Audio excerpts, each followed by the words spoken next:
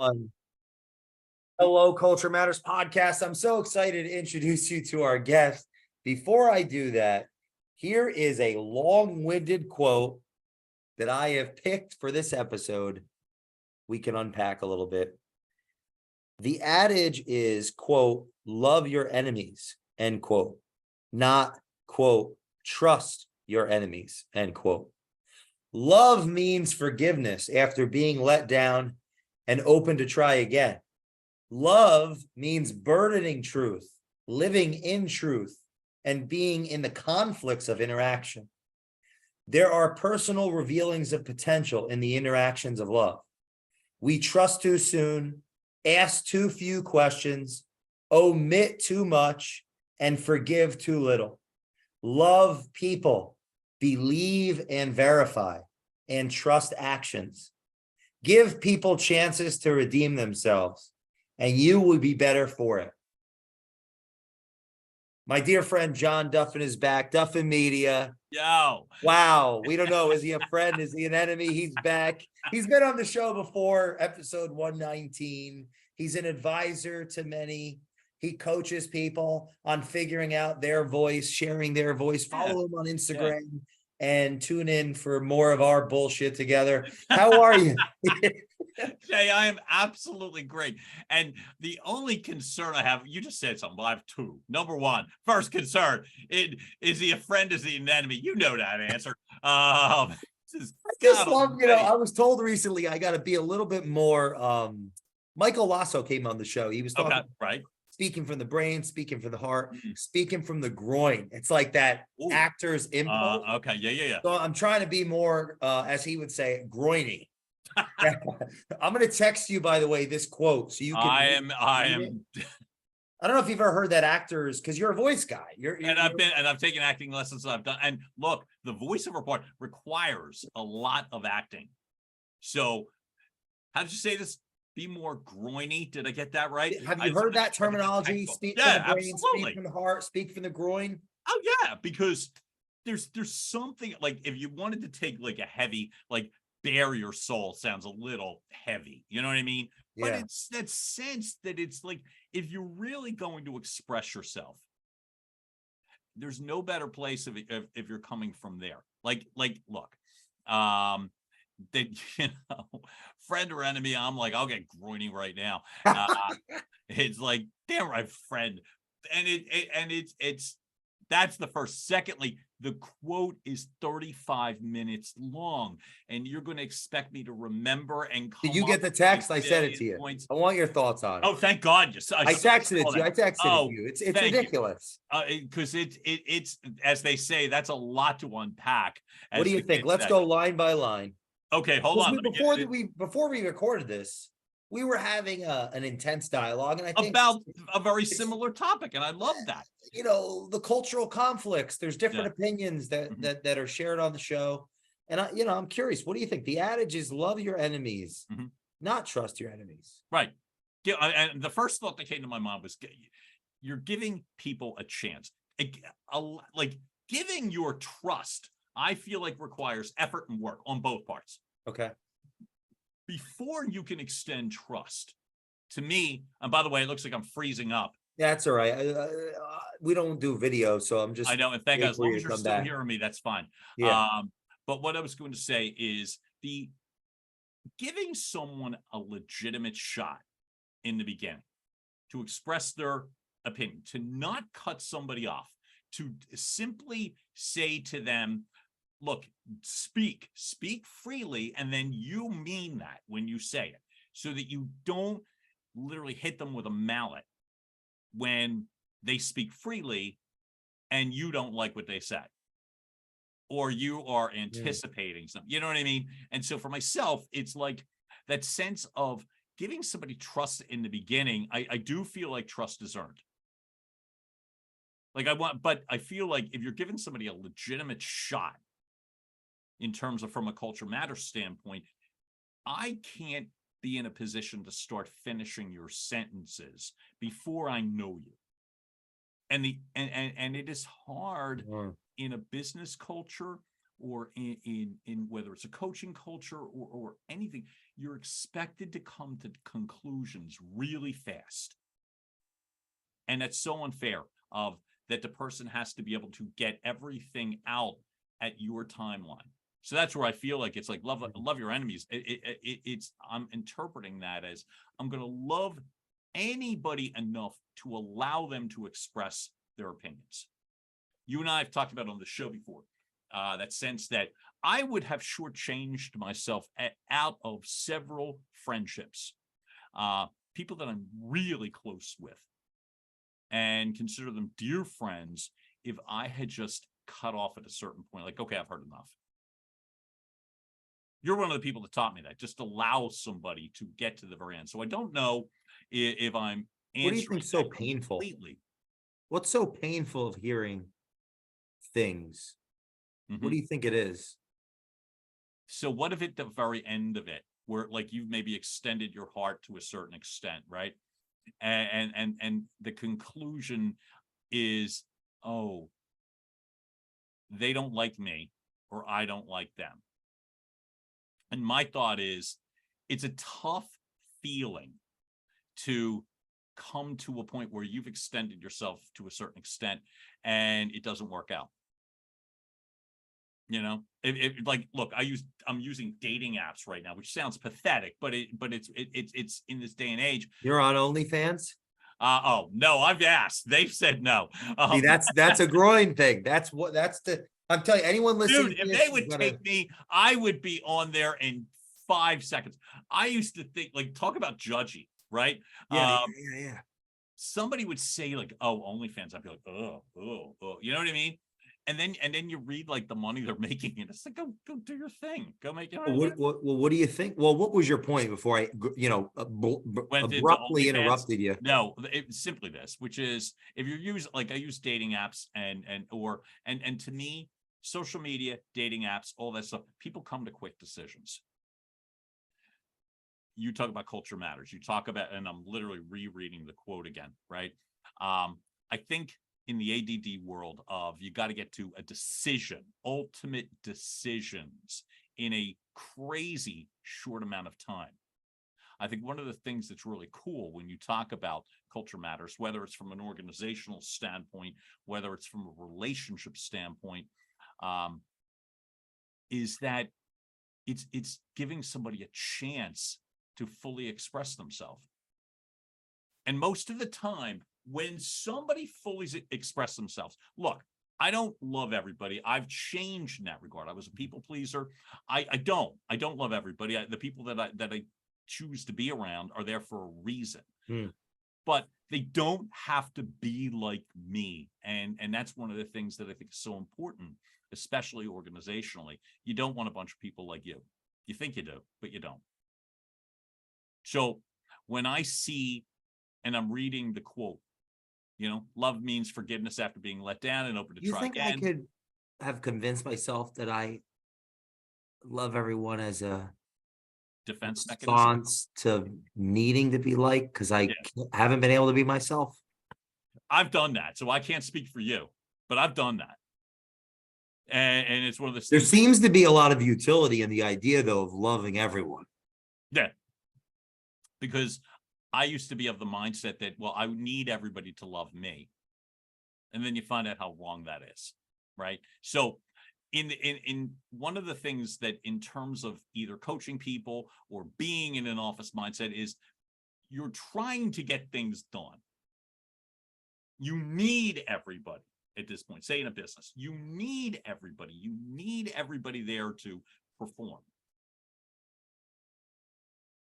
You don't need to agree with all of their philosophies.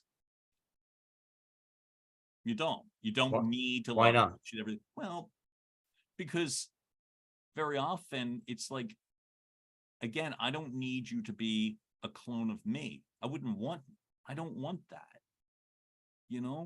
One of the ways that I feel like I've gained at least some strength over the years is the realization that it's like there's a lot of things that I don't bring to a party that I seek. And so it's like the totality of people. God, this sounds so heavy and deep, and I don't mean it to sound that way at all. That it's more the Well, we sense could just change the name to the Lame Podcast and talk about, other shit. It's funny. Well, there you go again. I'm just in my element tonight. right? But It's Friday. It's Fun. Friday. Look, No, you're really onto something. Don't digress. no, I won't. I won't. Right there. I feel like everybody. Look, Give them what they want, John. well, that's what you don't necessarily need to do. Give them what they want. It is this collective sense that it's, whether it's a one-on-one relationship, whether it is a group dynamic, and again, I typically come from a business speak. That's where I came from, and where I had a lot of success. But there's a lot of things I would do over again. There's a ton of things I would do over again in terms of where I know I didn't do well, and one of the big ones was that sense of getting rid of the people pleaser in me and just allowing people to be themselves. Not caring so much as to who you voted for or what you think of vaccinations, or set up questions that are brutal. I came from an event a couple weeks ago. Second year I was there. And it was one of these things where we support somebody. His name is Charlie Angle. Wrote the book called Running Man. Great guy. And he's the guy that ran the Sahara Desert years ago, and they filmed the movie with Matt Damon and stuff. Literally ran the Sahara Desert with a team. And so we salute him. He moves for recovery for 31 consecutive hours. I went last year because I was a fan of him, and I had never technically met him. Zoom meetings and stuff, but we'd never actually met. So he's going to move, run, walk, whatever, 31 consecutive hours. And I'm going to go cheerlead for about an hour. Great. And then go back to the hotel. That's in my mind what's going to happen for me. I'm certainly not capable of doing any of that. And he had a bunch of what I was calling Yahoo friends that do that sort of thing, ultra runners and all that sort of. And it was crazy to me. We're having conversations, right? And these really deep personal conversations, and nobody's going to the clickbait in any way. Oh. Who'd you vote for? So, or those weird setup questions, you know what I mean? That you're hoping somebody answers wrong so that you can write them off. And wow, it was crazy how deep the relationships were. Walking around this path every couple of miles, it was about a dozen people. Did I go 31 hours? God, no. Not at all. I went home and went to the hotel and all that stuff. And they made fun of me because I came back the next day smelling of soap, and they found that weird. But no one was asking the setup questions. And to me, that was the big takeaway for myself in terms of relationships is they're not critical. They're not critical. I don't need to know who you voted for. Back in like 30, 40 years ago, a lot of people never bothered to tell you. Now you need to broadcast it, and I need to know where you're coming from, and I need to know what you think of this and think of that so I can write you off. And if I allowed that still, I would have cheated, as I meant. I walked away with relationships. That was last year. I said to the same group, we're coming back this year, right? And I remember, and I said to them, see them the first night. And I was like, I was almost afraid because I felt like inevitably we were going to have to get to that petty stuff, and would I still like these people? Well, as you found, you can have in-depth relationships if you allow it. And technically, in a business environment, you never have to get to that petty sort of thing.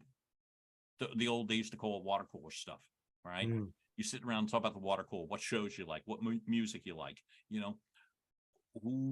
what your sexual identification is, all this sort of thing. You'd think it was being done in a way so I could get to know you better. I'm starting to realize sometimes it's being done to set the other person up. Are you meeting my standards? Are you meeting that thing, okay, I'm gonna have to get rid of you. I'm gonna have to dismiss okay, you. so now I have a thought here. I Huh. want your thoughts on. Yeah. If let's say I'm doing that, Right. I'm asking that question so someone facing me can meet my standard. Yeah. Do you think that could be correlated with have that behaviors could be correlated with having been a victim in some circumstance? Definitely. Because I feel like definitely it could. Doesn't mean it has to be. Definitely. Meaning, I'm gonna use it. Let's say that, like, if I have a deep, if I've suffered Mhm. something, Mhm. part of how I reorient myself for the world is to get certainty around things. Yeah. Yeah. Because it's easier. So, yeah. So, like, if when when someone is challenging me, Mhm. like, how can I not have compassion for them? See, that's the gift. You've I don't know if I could cry thinking about it. It's like, if there's one thing that I want to do before I die, right? Right. Excitedly, because it's got to be better than this shit. I I just got to add that. It's got to be better than this. Purgatory. Like, we're just amusing ourselves here. Like, what? Right. So I just don't see how that idea Mhm. isn't helpful. Oh, it is. To me, it is. I've never been more fulfilled in my life than I am now. Never.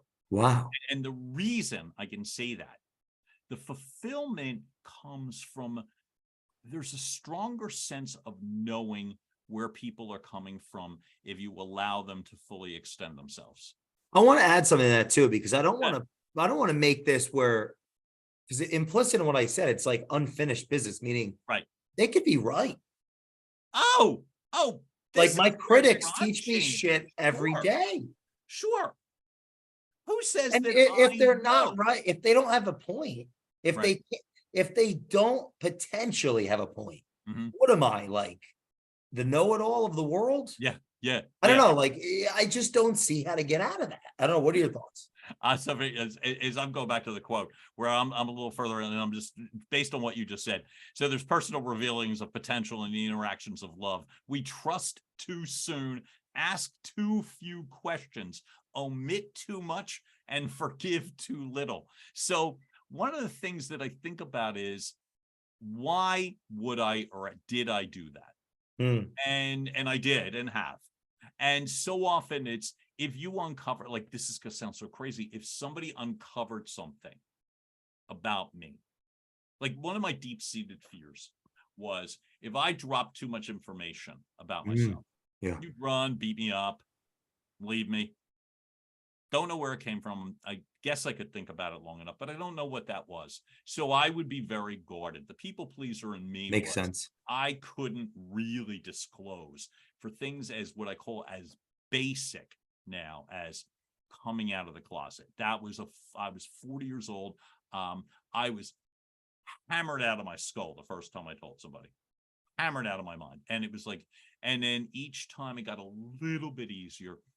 That's to me basic information now, but it wasn't basic then, right? Who did you like? What do you believe in terms of this? I really believe that it was if I said, well, I actually believe this. Fundamentally, I come from here. And you were somebody I cared about.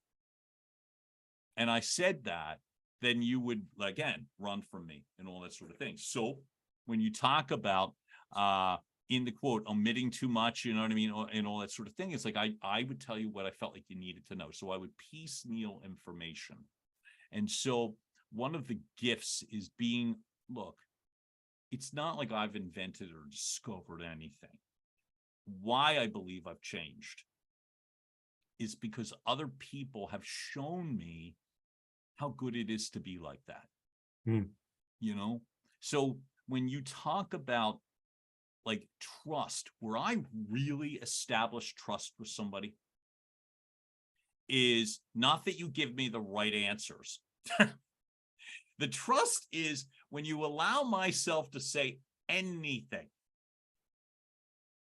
And you might ask a follow-up question or, ask me why, but you're not taking my head off, and we go somewhere with the information. So do you think that that's part of the contention in the culture today? Meaning the side in an implicit position of power Mhm.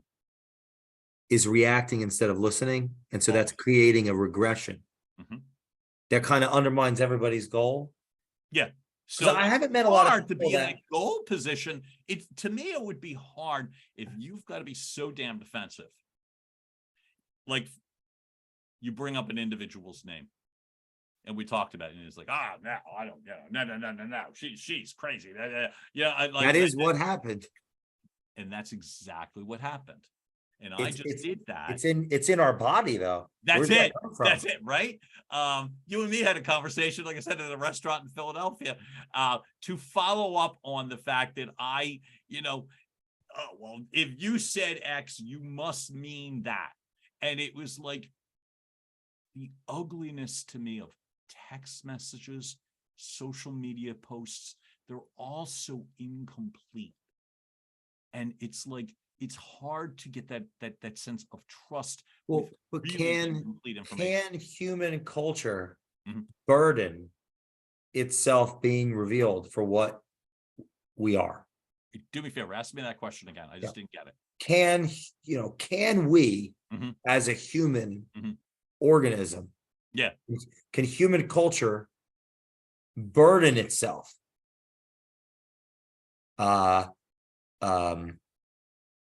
Give me an example. I don't mean to just not say anything. No, okay, here we go. The Right. more connected we become technologically, Yeah. it appears that we're ironically becoming disconnected. Oh, yes. Okay, but what if that's a call to being connected with what we all seek, which is, integration, truth. Mhm.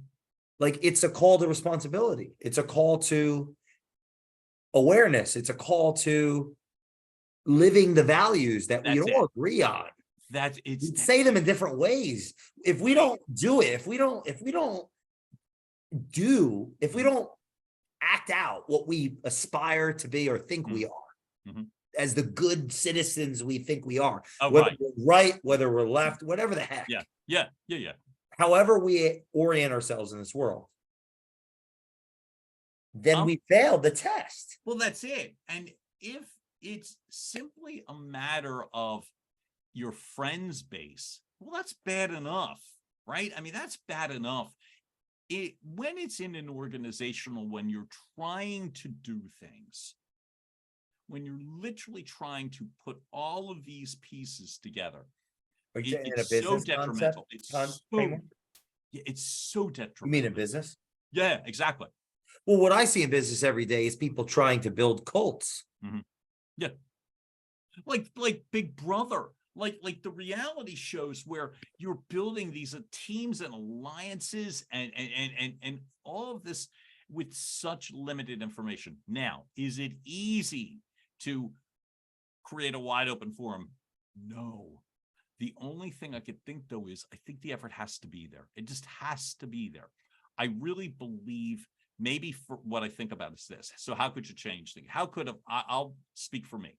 How could I have changed things 5 years ago when I was leading an organization and I felt like I made all kinds of mistakes? And, people, oh, no, it's fine. I don't know that. All I'm going to say is there's things I could have improved upon. I'll give you 3 examples of what I could have done better.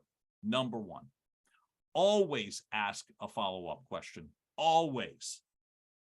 What do you mean? How? And that doesn't sound like, so what do you mean? That sounds as if you want to know. I'd like to understand better. Help me get this. Like you and I just did. I wasn't understanding what you were asking me. And rather than just make up an answer, you know what I mean? It was like, no, help me, give me an example.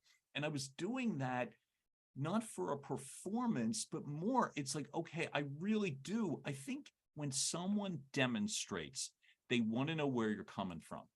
That expresses inclusion as it relates to an organization. And to me, inclusion is safety. And when you feel safe. That's why I do this shit. I've never felt safe. Well, when you feel safe, you'll say what's really on your mind on a personal level, because you feel like the other person's not going to take advantage of you, right? In a company culture, in an org, it's if I feel safe, oh no, that idea's stupid. I'll never say that. Oh no, they'll laugh. It's so I'll interesting. say it. I'll say it because I feel safe. And who knows, maybe that person had a brilliant idea that we're all going to roll with for the next 50 years. You know what I mean? And it's like, so myself is, how could I have made people feel safer? The inherent contradiction Right. of is this: cultures are born out of exclusion. It's right, the exclusion of the founder, right? The exclusion of the originating consciousness, the exclusion, right? Meaning, I have this idea, you have this idea, you started your business. Yeah, exactly. That other people either didn't have or didn't integrate. And now it's you alone, it's me alone. Yeah. So the exclusion, and so the neuroticisms of the founder exclude others' opinions. And it's the initial clients hire our dogma. Right? They prescribe to our yes man effect. That's it. They see something. Like, I want your thoughts on this. Refreshing. This is refreshing. I want your thoughts on this. Yeah. I said the other day, businesses start owners, like the founders. Right. We need to be, and I don't mean this theologically, it's just an analogy. We need to be Christ-like, meaning I am the truth, I'm the word to start the business. You like, I'm the truth, I'm the word. Yeah. And then once we get employees, we need to be dumb like Socrates. The more I know is the more I know I don't know. Right. What do you think? I think that's it. Now, then it's, can you find someone confident enough? And by the way, that's the organizer's responsibility to make that first key hire feel safe. Because I feel like rather than teach them, the company culture is we have a foosball table and unlimited PTO. And and every Friday we go out to happy hour, and that's why we're all so John, that's not a culture, that's appeasement. right. Well, it's when you don't know what culture is, you make up these sort of things, right? I think I might have talked for 2 hours and 40 minutes straight the other night on a podcast without breathing, because a foosball table was brought up, and they're still not talking about it, by the way. It's like, I hope that guy posts that podcast. Oh, I hope so too. Oh, I can't wait for you to listen to it. At the end, he goes, by the way, Jay, I'd like to edit this down about an hour. I never had a heart attack before. Honestly, I said, you better not edit anything. Please, God forbid. So he doesn't know you, clear that he doesn't know you at all.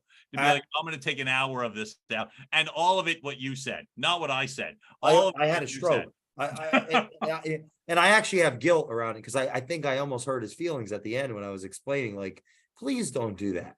So now he knows you better, right? I'm sorry, I interrupted you. Don't be sorry. What are you sorry about? You were going on and on about foosball, and I really want to know. Here's what you need. Here's what I think, I'll speak for me, that in an organization, I'll give you an example of the best presentation I was involved in. I just brought this up on another show, and there was 5 people that were involved in a key client presentation. 5 leaders had to go in and save the account. And rather than get to the part where, and then we closed it and blah, blah, blah, let me give you the nuances that went around it. The final thing was great. So I'll give you the preview. Now let me give you what really mattered to me, right? So I remember I never felt confident enough to, like, I've got 5 leaders that are part of this, not subordinates, 5 leaders in different departments. And I never felt confident enough to be able to give orders to other leaders. Just was one of those things. I was more interested in being, like, you know what I mean, included. So I remember we're about to lose this big account. The 5 leaders are in the office, and they're like, okay. And one of them says, and happened to be my boss, and says to me, okay, John, we're going to need you to tell us exactly what you want us to do. So that was painful for me because I felt really uncomfortable telling you what to do. Because then I go back to all that deep-seated weird, you're going to run for me, beat me up, whatever, right? If you don't like it. But we collaborated. And for some weird reason of clarity, I was able to. And I'm like, yeah, okay, Jay, I need you to do this for me. You take this part, you take this, you take this, you take that. And so we were working together collaboratively, not because I said so. In fact, I didn't say so. My boss said so. What was great was that we all allowed ourselves to contribute, and we disagreed, and that was fine. And then we solved, and we all worked around, and everyone was heard, and everyone was expressed, and nobody, this is one of the things I do feel good about, and nobody got shouted down, and nobody got pushed to the back. And I think so often with company culture, you say, we've got a complete open forum, and then you don't. And then some windbag. Well, as long as no one disagrees to my fundamental beliefs. And don't disagree with me, right? Exactly. So it's like, so I could shut you down. And you know what I mean? So when that got done, I still remember, I remember the good parts. But you know what I really remember? I remember there was such an incredible feeling of symmetry. I remember each person is doing their thing that day. And each person, I'm sitting there watching them thinking, oh my God, they're freaking awesome. It's like, and it was all them. It was all them. And to me, what were the takeaways that day for those week or two or whatever it was, that it was 5 even pieces. And everyone was 100%. And we came to an agreement, even though it was like, John, you're going to need to tell us exactly what to do. Well, what exactly was I need you to play to your strength. This is how I see one of your key strengths, not your only. Lean into it. You take the lead on that part. On this part, you're great at this sort of research. You lean into it. Whatever you think, we're going to go with. And so I feel like you hire people to make decisions. You bring in leaders to make decisions, and then you don't let them lead because you don't agree with them, or you don't like their personality enough, or they, and I had fallen prey to those sorts of things. So for me, what could I have done differently? There's a lot of times when it was done right. And one of those keys was let the people that you're bringing on, let them make a decision.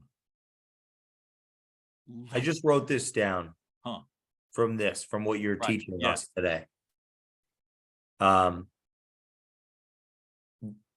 We bring in leaders and we think for them, and we turn them into followers. Yeah. Or you become the follower. You know what I mean? But somebody's following inappropriately. Who says you can't have 2 leaders? Who says you couldn't have 5? Oh, that's profound, actually. You should say, Right. and you become the follower because you're following them, meaning you're putting out their fires after they're not thinking. Right. So somebody is becoming an unnecessary subordinate. Why not have 5 leaders in 5 key things? To me, it all comes back to, I want to come from curiosity. I want to really know what you think, and I want you to shine in the areas that are this. And so that day, those 5 pieces was. But I don't think curiosity is actually a value of a monotheistic culture. Okay. You know where I think it could be a value? Where I see it is, curiosity is allowing somebody to get their feet under them. So curiosity, I think we should do this for this meeting. Oh, okay. Tell me what you mean. Tell me where you're going with this. Oh, all right. I'm not quite getting this. Tell me a little more. Oh, did you mean this? Those questions that allow someone to realize that sense of curiosity is not a judgment. I'm not playing gotcha here. I simply want to know, do I have all the information? And when you come from a place of curiosity and allow somebody to fully expand on what they think. Now, look, fire drills, quick decisions, you don't have time for these all the time. Somebody's got to take the lead. You know what I mean? But could my curiosity be actually tied to who I am as a human? Sure. My capacity to be curious. Yeah. And where I feel as if I've grown as a person and other people have helped me get there is that sense of allowing me to be curious and then not taking a shot at me because I asked a dumb question. Were you not curious in the past because you repressed it as a reaction to, right, like, as a psychological guardedness to yes, the culture? yes. And I was always considered intelligent. So me asking a question was two different shots at me in my mind. Number one, you'd think I was dumb. And I'm the smart one, so I can't let you see that I'm dumb. You And think you were conditioned by the culture at that point? yeah, I'm the smart one, so I can't let you know that I don't understand Mm, science. I don't. mm. You need to explain a lot to me. But then the other part is that sense that I'm afraid, like I used to have these deep-seated weird fears, not just that you would throw shade at me, but also the sense that it was like, okay, you'll think I'm dumb, and then you're going to walk all over me. And most of the time, neither one of those things takes place, But when you're shutting people down, you're shutting situations down. And I can remember, I had a conversation with somebody the other day, really brief, too brief. And I remember years ago, like I can, one of the things that was hard for me, if I had to do it again, was I managed, like I just talked about this on a training I just did, managing up, down, and sideways. And you had to do it concurrently. You had to manage your team, the subordinates. You had to manage up to the leaders in the organization. How we doing? And then you'd have to let them know. And managing down, what do you need us to do? And then you manage down sideways to all the colleagues and external stakeholders. And juggling those plates is brutal. And if you're coming from a guarded position, if you're coming from a judgmental position, it's really hard. And so one of the things that I find in terms of, like, to go back to the quote, in terms of, as I go toward the end, love people, believe in, verify, trust actions, give people chances to redeem themselves, and you will be better for it, as the way the quote ends. To me, one of the coolest things that you can do is, number one, give yourself a break. If you ask a stupid question, who cares? You know what I mean?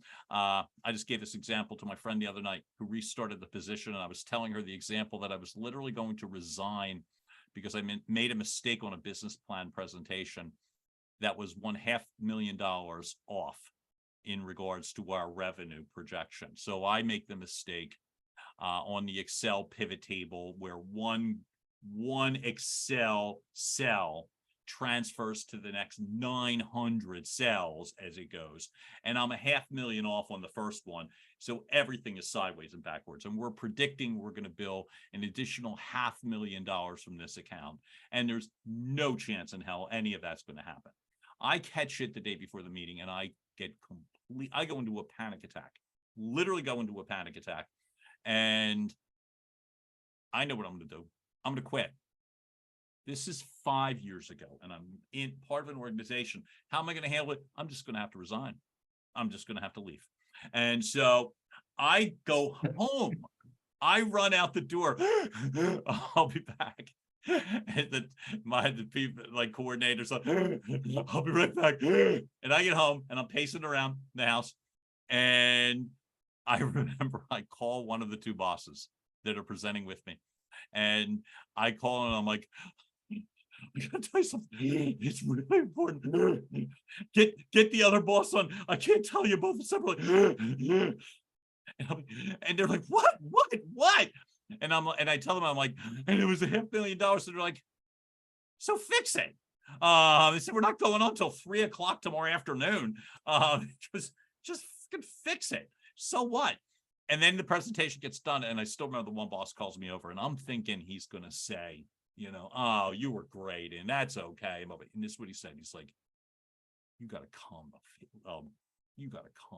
fuck down, John, because Jesus Christ. He said, I literally thought you were going to implode at that point, and you're going to cheat yourself out of a hell of a lot of fun in this environment if you're taking all of this so seriously. So my decision when I saw the error in the one cell was resign. Not speak, not. So what I feel like is in organizations, things that I could have improved upon that maybe I would do differently now if when I re-enter organizations is simply this: allow somebody to speak a little bit further, ask follow-up questions. What do you mean? Give me an example. How do you see this working? That don't sound like I'm trying to get you. And then third, demonstrate you're not out to get them. You don't have to agree with the vantage point, but at least give that person the benefit of an intelligent response. Meaning, I don't see it working here because blah, blah, blah, whatever, right? That's a bad idea. That sucks. No, I ain't doing that. No, nah, nah, nah. I know I lost employees because I was too abrupt in regards to, not thinking anything of it. And that's where I feel like in terms from the culture side, get rid of some of the demons that you've got going on. Number one, don't bring them to the office. Number two, allow someone to really believe what's an appropriate culture. Allow them to believe their point of view matters. Culture matters. What matters is I want to hear you. I don't have to do everything you say. You're not going to expect me to do everything you say, but give them the chance to express themselves fully so that you both realize, I get what you're saying. I get it.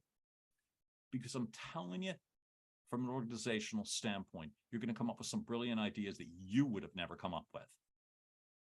And then as a leader, you get the privilege of saying, hey, one of the people that I included, hired, spoke with, they came up with this brilliant idea. It's not going to make you look small or insignificant. It's going to be like, oh my God, they gave him a chance, and look what she did. Look what they said. Look at, And so I believe that permeates far more than Friday happy hours, or we have a keg in the office all the time, or the proverbial foosball table, or whatever. It's like people have to believe that the culture matters.